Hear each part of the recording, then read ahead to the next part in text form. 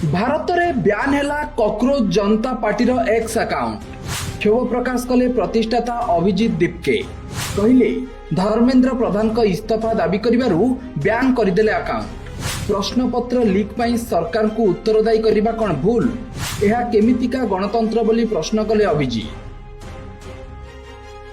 भारत में ब्यान होईछि बहु चर्चित कॉकरोच जनता पार्टी एक्स अकाउंट, हेले इंस्टाग्राम अकाउंट एबे भी एक्टिव रहिछि। एक्स अकाउंट बंद होगाकु नहीं यार प्रतिष्ठाता अभिजीत दीपके क्षोभ प्रकाश करिसेंती। से कहिसेंती जहार डर थिला सेया ही हैला। प्रथमे सेमाने एमो अकाउंट को हैक करबाकु चेष्टा करथिले, हेले एभली न हेबारु सेमाने शेषरे एहाकु भारत रे ब्यान करदेले। आउ एक नुआ अकाउंट खोली सेथिरे एक वीडियो पोस्ट करी से कहिसेंती पुराना अकाउंट रे एभली कोन लेखा जाइतिला जे याकु ब्यान करागला।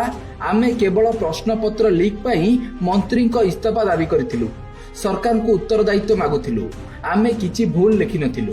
आउ यह प्रतिबदल रे आमर अकाउंट को डीएक्टिवेट कर दिया गला।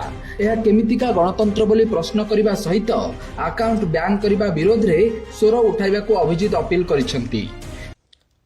हेलो एवरीबॉडी, जिसका डर था वही हुआ। पहले इन लोगों ने हमारा अकाउंट हैक करने को ट्राई करा, जब इनसे हैक नहीं हुआ तो अब इन्होंने हमारा ट्विटर हैंडल इंडिया में बंद कर दिया है, बैन कर दिया है। अब सभी लोग देख सकते हैं ट्विटर पर जाकर कि हमारा कॉकरोच जनता पार्टी का ऑफिशियल ट्विटर हैंडल अभी इंडिया में नहीं दिख रहा है किसी को भी।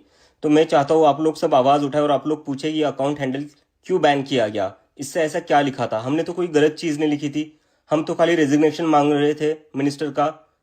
वो स्टूडेंट ने सुसाइड की तो उसके बदले हम कुछ अकाउंटेबिलिटी चाहते थे और बदले में इन्होंने हमारा अकाउंट डीएक्टिवेट कर दिया। तो ये कहाँ की डेमोक्रेसी है? आप सभी ये सवाल पूछो। तेबे कॉकरोच जनता पार्टी इंस्टाग्राम पेज गुरुवार फॉलोअर्स तुलन में बीजेपी को पछरे पकाई देइछि।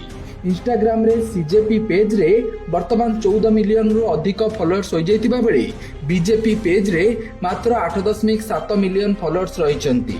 मात्र 4 दिन रे खोला जाइतिबा पार्टी बीजेपी को पछरे पकाई देबा एबे सबुठी चर्चार विषय पलटिछि।